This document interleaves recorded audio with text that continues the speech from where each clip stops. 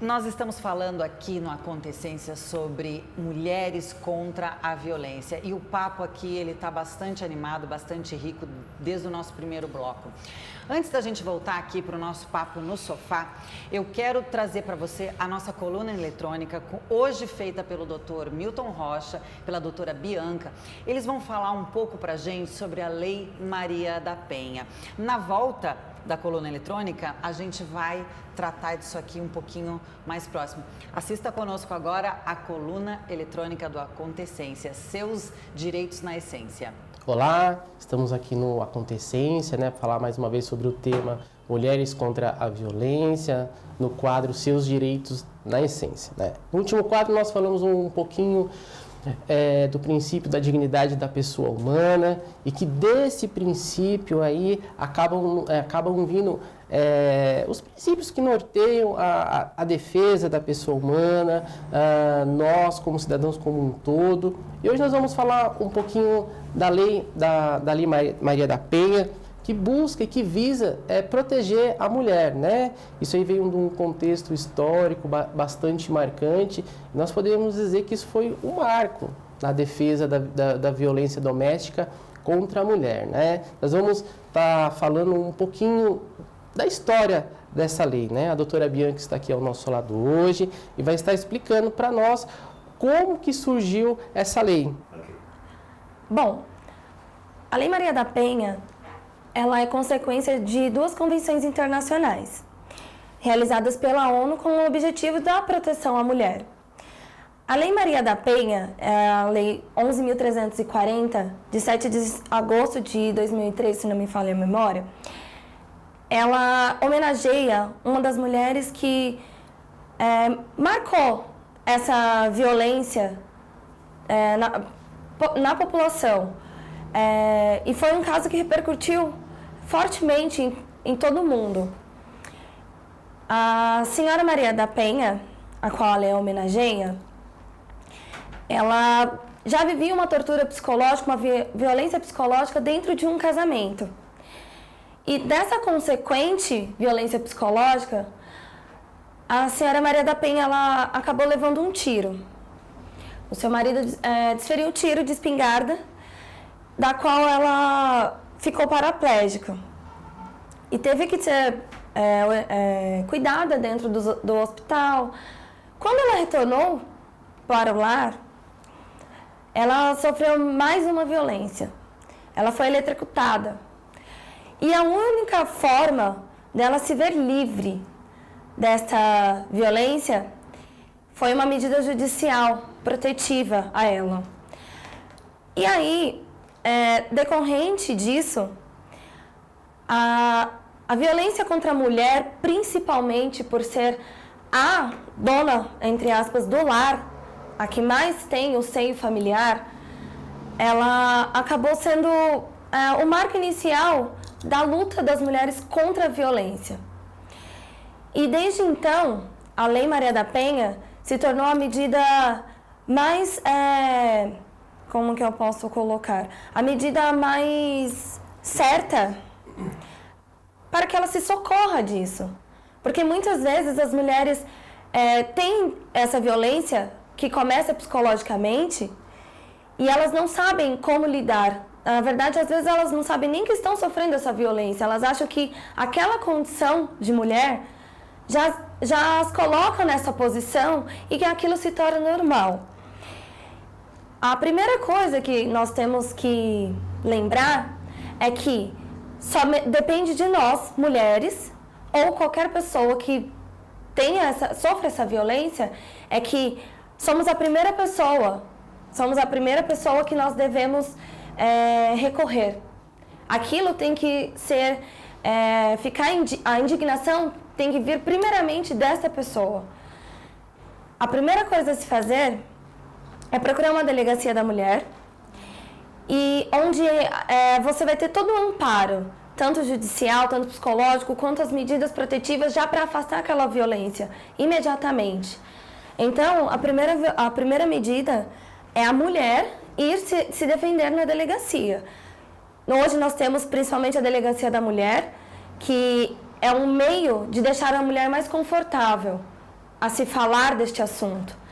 Porque normalmente as mulheres tinham medo devido à maioria dos delegados não ligarem, não derem a atenção devida. Tanto é que hoje a mulher ela tem que ir a essa delegacia e a partir do momento que ela entra com essa ação, ela se torna pública incondicionada, que nós chamamos.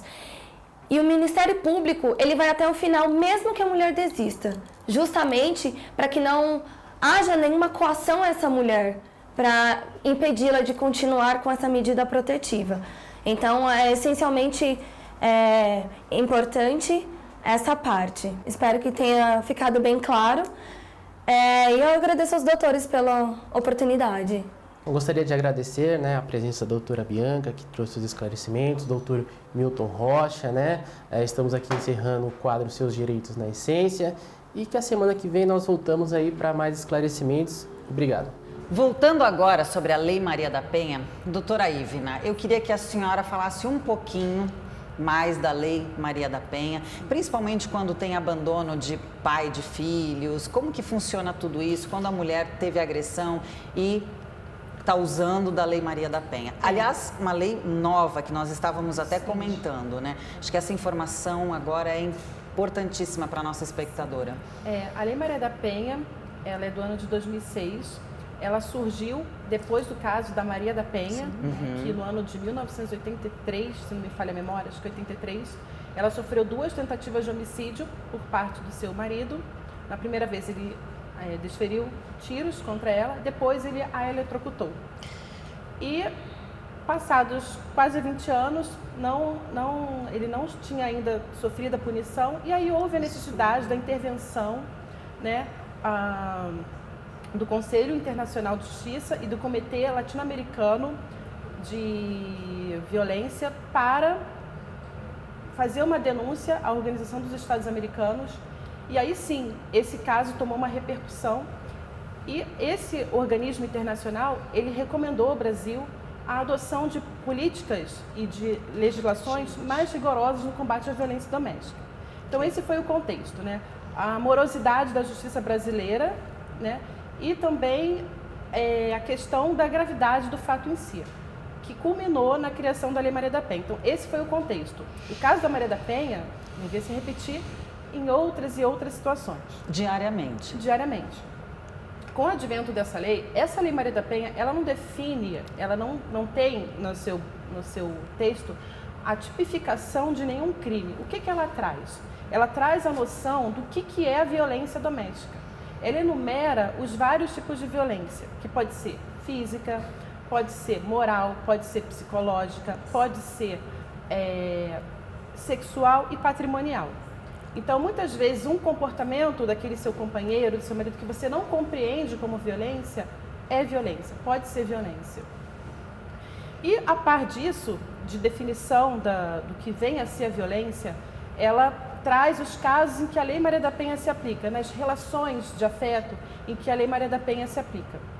E traz também um enrijecimento no tratamento da questão da violência doméstica, quando ela diz que não pode ser aplicada a Lei 9.099, que traz uma série de institutos despenalizadores, ou seja, aquele que praticar a violência doméstica, ele vai ser submetido ao inquérito policial, vai ser processado e sofrerá uma pena. Não poderá se valer dos institutos despenalizadores da Lei 9.099, que era, quando ele era preso em flagrante, levado para a delegacia, apenas para ilustrar, se ele batesse na mulher, ele assinava um termo de compromisso, de comparecimento em juízo e voltava para casa. Que não ia mais bater na mulher.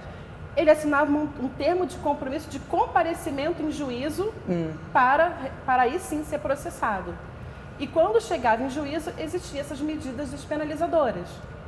Com a Lei Maria da Penha, se esse mesmo agressor comete esse mesmo ato, agora ele vai para a delegacia de polícia, ele vai ser autuado em flagrante delito e ele vai ser processado sem as benesses dessa lei que trata das infrações de menor potencial ofensivo. Agora, isso só acontece se ela realmente fizer a denúncia, né?